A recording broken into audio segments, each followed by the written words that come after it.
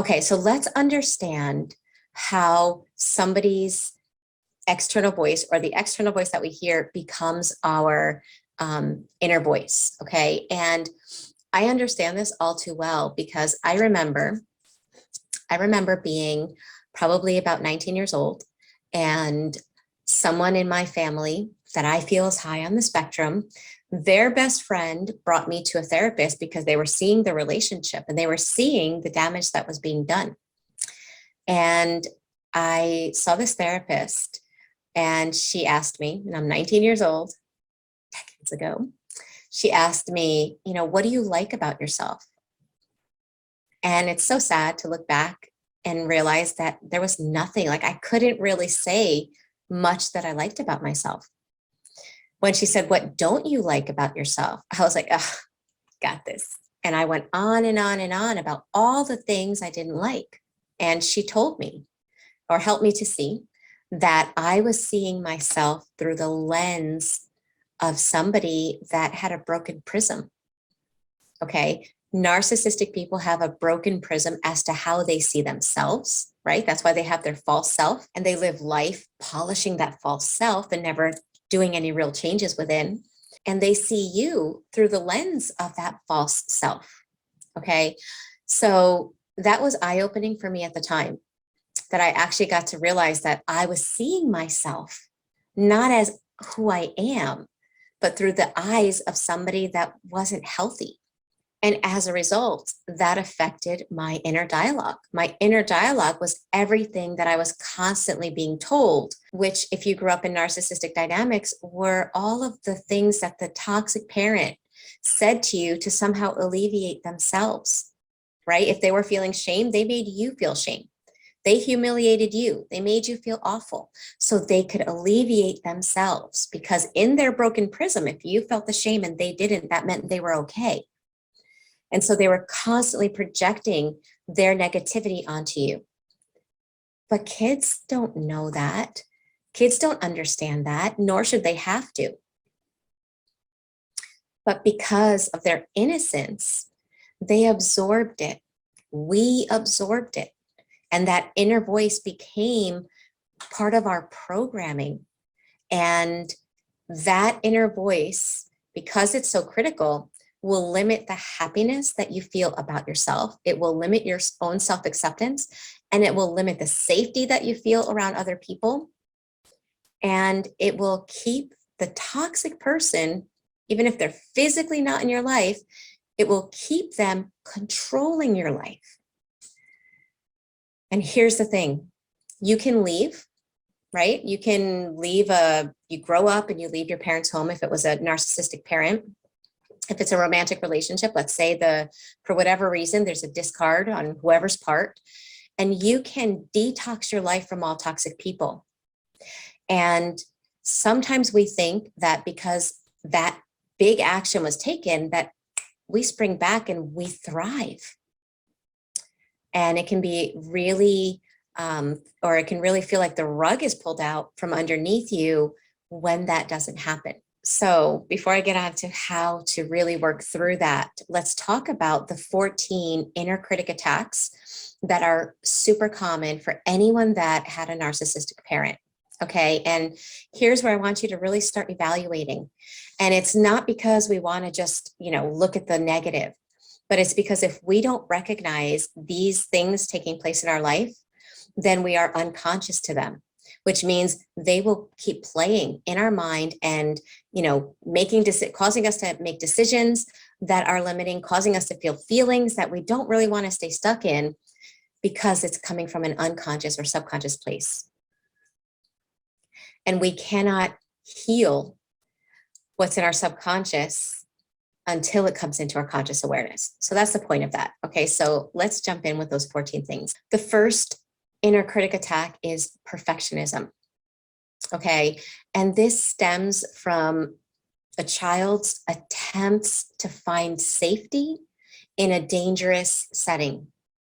So if you're getting in trouble for breathing, right, which may sound crazy, but with narcissistic abuse, you get in trouble for just existing. So what a child starts to do is they try to find the secret formula. They're trying to be better, to do things exactly right in an attempt to avoid abuse. But this creates perfectionism. And as an adult, what happens is there's that voice constantly pointing out everything you do wrong and how you never measure up. It's that voice of the strategy of trying to be so perfect that you don't get abused. It hasn't been updated and upgraded to recognize that you don't have to be like that anymore.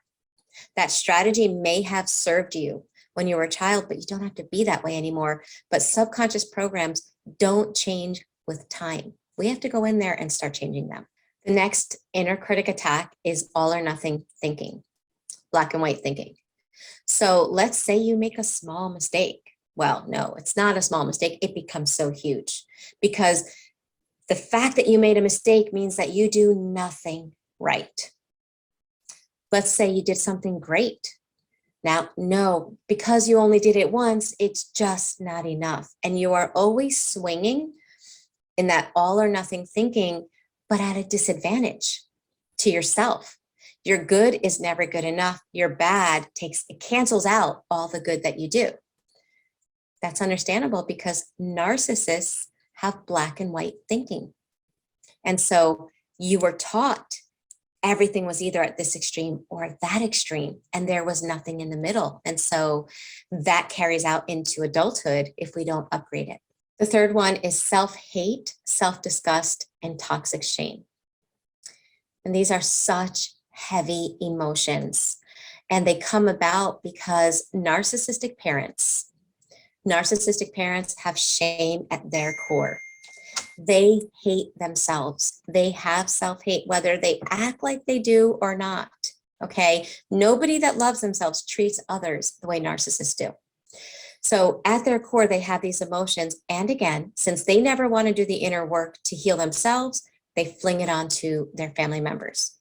And so if not all, at least one member of the family is kind of designated garbage pail for those emotions.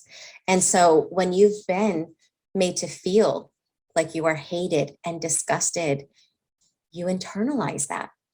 And you are constantly, that critic is constantly there pointing out reasons for you to hate yourself, reasons for you to feel that self-disgust. And I just want to mention that part of our brains, this is the hard part, because part of our brain, our subconscious programmings, they don't have an opinion. So the conscious mind will say, well, that's a really mean thing to say. That's a harsh way to look at yourself. But the subconscious mind just says, oh, this is what we've been saying for a long time. Let's continue to do this because this is who we are. So it doesn't change on its own because it doesn't recognize good program, bad program. It just recognizes that it is a program. The fourth inner critic attack is over obsessing and worrying about what's going to happen. And this is understandable too, because in childhood, living life with narcissistic family members was like every day having to walk through a minefield and never know when the explosion was going to be set off. So you constantly had to be obsessing about what was going to happen to try to keep yourself safe. Well, that behavior becomes a program. And the longer we're in at certain behaviors, they become personality characteristics.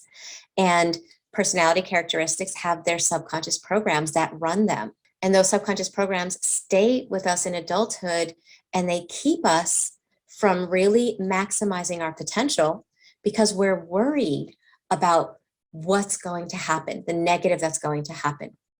And again, what's happening is your nervous system is associating good and positive things with danger, which if you had narcissistic parents, that was the case. If you got an award, you were made to feel like it didn't matter. You don't matter. If you did something, if you achieved something, or if you had a goal. I'm recording. Oh. So in childhood, if you got an award, it was minimized. If you looked forward to something, you're going on a vacation, right? And you're super excited. You're going to do something fun. Well, the whole ride there is horrible. So your brain starts associating the good in your life with something negative. And again, that stays in a program, carries you into adulthood. And every time you want to strive towards something that you know would make you happy, that program kicks on. That voice kicks on and starts saying, no, but this is going to happen. Something bad's going to happen. They're going to do this. They're going to say this, and you're going to fail. The fifth inner critic attack is unfair comparisons. Okay, you start seeing everyone else is so much better. And you're here. And even when you do something amazing, no, because other people are up here. And you never evaluate yourself with any kind of balance. You're always making yourself feel less than others because in childhood, that's what you were made to feel. You are constantly compared to other people and you are always showing up short. And narcissistic parents do this because they know that every child wants to please their parent. Right? You don't got to teach that to a child. Children have that innately. They want to make their parent happy. And so narcissistic parents use that, and they're constantly setting the bar higher because other people are reaching, and they're trying to make you jump higher and higher and higher until you are completely exhausted. And no matter how high you jump, that bar is always changing. So again, this becomes internalized, and the narcissist isn't comparing you to anyone anymore, but you are. And the downside of that is you are always comparing yourself and putting yourself at the bottom. The sixth inner critic attack is guilt. To motivate a child, right? Especially as the child starts getting a little bit older, and even especially when it's young, they kind of install the program, so to speak, when the child is super young. But some children, as they're starting to get older, start realizing, like, wait a second, this is wrong. And so the narcissistic parent will make them feel as if they are bad. If you are doing something you like, you are selfish. If you are taking care of yourself and not revolving around the narcissist 24/7, you are a bad, unappreciative, unkind, and unloving child. And that is very painful for a child. And so narcissistic parents use that guilt to control you. Well, you can leave, go no contact, but that guilt has been planted as kind of a program. And every time you go to do something that you love, that guilt kicks on. And that's the guilt, that's the subconscious programming that's trying to keep you being you. We're going to get to that when I'm done with my list, but just to kind of help you to understand what's going on in your body when you're trying to do the things that you love and why you're struggling so much. Number 7 is feeling like you should do something. You were taught in childhood, if you had narcissistic parents, that you should be this way, you should be thinking this way, you should this and that, you should. Instead of seeing who you are and what you're feeling, it was always something you should be doing, thinking, or feeling that was different. So that voice kicks on in adulthood.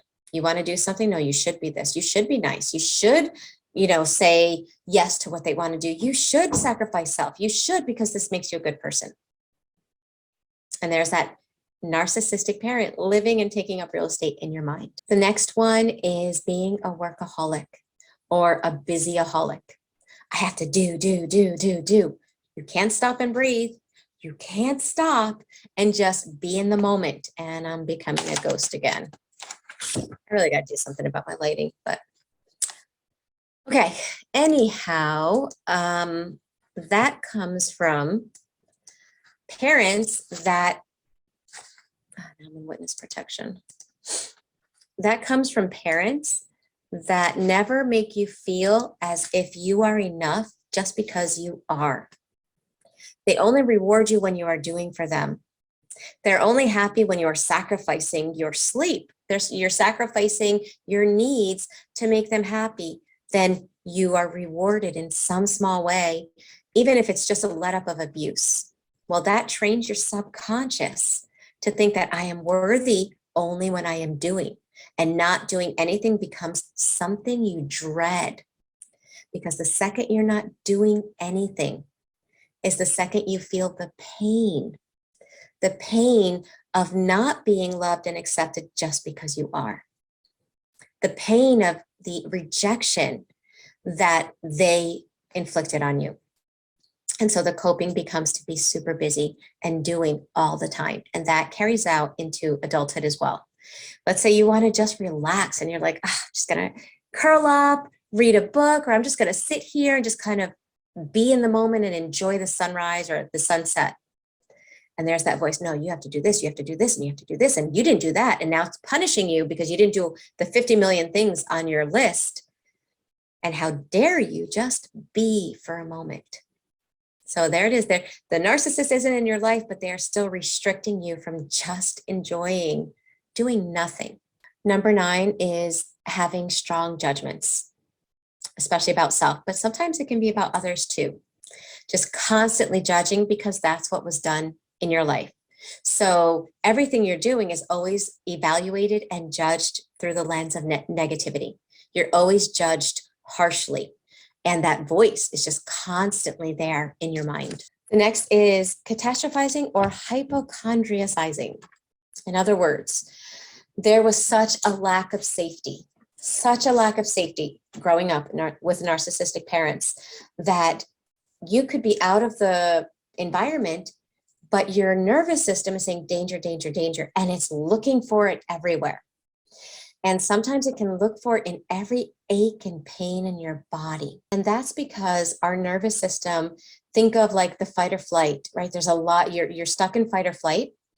And think of your nervous system kind of like a helicopter looking to land somewhere, right? There's danger, it doesn't know where, but it's looking for it.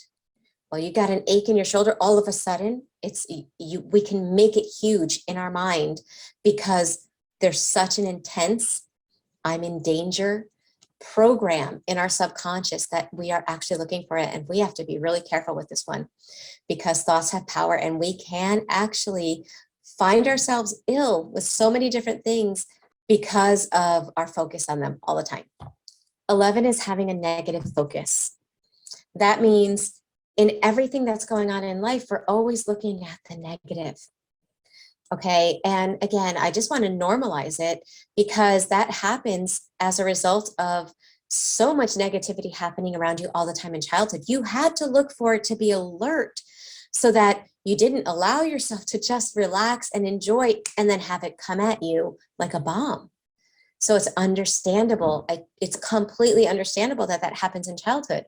But my point is that these programs don't go away when we grow up or when we go no contact or if you leave a toxic environment. We can stay stuck in them. Number 12 is time urgency. Rush, rush, do, faster, faster. And there's this intensity with time. Okay, there's so many different reasons for that, but think about it with a narcissistic parent. Were you able to feel relaxed? No. Their stress and their inability to regulate themselves, they put on you and your stress calmed them. But now your body's used to that. It's become a habit. It's become part of your programming. And these don't go away with time. Number 13 is disabling performance anxiety, which means you're so scared to start something. You're so scared to try something. You're so afraid of the outcome that you wind up procrastinating so that you don't have to start them. Okay, so what's my point? What's my point in talking about all of these? First of all, I encourage you to really evaluate that list. And I think I'm missing one, but oh well. Okay, so 14 things that are showing where an inner critic that was internalized, that has been internalized by a toxic person, where it might be showing up in your life. How many of these do you resonate with? How many are stopping you from moving forward and really embracing your life now that you're outside of the relationship? And let me tell you, that is super common. I want to read a comment that was put in my community page by somebody not too long ago. Marty said, the voices in my head and the continuous repeat of my dad's and brother's behavior is something that he still struggles with. He said, it is 50 years ago and I see neither one of them anymore, but the longer that is, the louder the voices become. So let's talk about why it's so hard to change. The first thing the first thing to understand, and I try to make it clear throughout the video, but it's the fact that while time heals many wounds, it doesn't heal trauma wounds. And especially with narcissistic abuse, because narcissistic abuse penetrates your subconscious. It forms subconscious beliefs and it forms subconscious programs. And those programs you think of as a computer program, right? My computer isn't going to be like, oh, Michele, let's not do Word. Word, I know a better way to do this font. No, it's just going to do the font that I pick because it's part of the programs that are existing in the program. It's not going to give me something outside of its program. This is the hard part, because we know that those programs are bad. We know that they are limiting. We know that they are disempowering on a logical level, or we know it with our conscious mind. But just because we know it doesn't upgrade the subconscious. Just like I could have Word and I could have another program that's similar to it, and that program has things that are better, but just because I know that doesn't mean that Word now is going to just, imitate that other program. No, it's going to stay stuck in the programs that it has programmed into it. I'm hoping that makes sense, because I'm not the most technologically, let's just say I could be challenged in that area, but I'm hoping you get the basics that our subconscious programs are like computer programs. Okay, so that's one of the reasons why a voice will get louder, and why the voice of the toxic person stays no matter how many years go by. It's been programmed. Then on top of it, what we fire together and wire together just continues to make a well-worn pathway in our mind. So you think of the thoughts that the narcissistic parent said to you and the things they did. You think of the amount of times you say them in your mind and the amount of times you think about them. If it's a lot, then that means the pathway to that way of thinking, feeling, and those thoughts, they're so fast, it's automatic. You don't have to try to hear that voice anymore. It just comes. That's how default and automatic it has become. You don't try to feel the emotions that happen as a result of narcissistic abuse, but they come. Why? Because you were feeling them for so often that they are default. This is the hard part. Changing our default thinking, changing our default feelings and our default beliefs about ourselves takes work. It takes time. It takes compassion. It takes loving yourself enough to do the work, the inner work, to rewire the pathways in your mind, so that instead of constantly going to those negative thoughts, you create a detour. And now you're thinking about yourself in a whole new way. But just like in a city, if there's one route that leads to a place and now you want to create another one, it takes time, it takes building, it takes effort, it takes, action. That's the same thing with recovery from narcissistic abuse. So my point is, please understand, time alone is not going to lower that voice. Time alone is not going to help you to see yourself differently. Logic alone isn't going to do it either. You do need the cognitive understanding as to what happened. You do need to start cognitively learning how to change the routes in your mind to see yourself and to have a different inner dialogue. And then it's about working through the somatic experience of what happens in the body when you start making those changes. Because the subconscious shows up in our body. So if you want to know what subconscious programs you have about yourself, anything that comes up that stops you, any emotions that stop you from doing what you want to do, there's a subconscious program there that says you can't do that. That's not for you. You're not allowed, or whatever the program is. You can start knowing what your programs are by listening to every time you're like, oh, I want to do that. But then something comes up in your body. That's the program. Your body's saying, no, we don't have a program to enjoy things. No, we don't have a program to let healthy people in our life. So start listening to the programs. And the goal of CPTSD recovery is to change those programs. does take time. And that's why I invite you to join us in the Thriver School of Transformation, because that's what we do. We start doing things, working, learning tools, putting them into practice, experiencing somatic modalities so that we can upgrade those beliefs. And we can change those programs.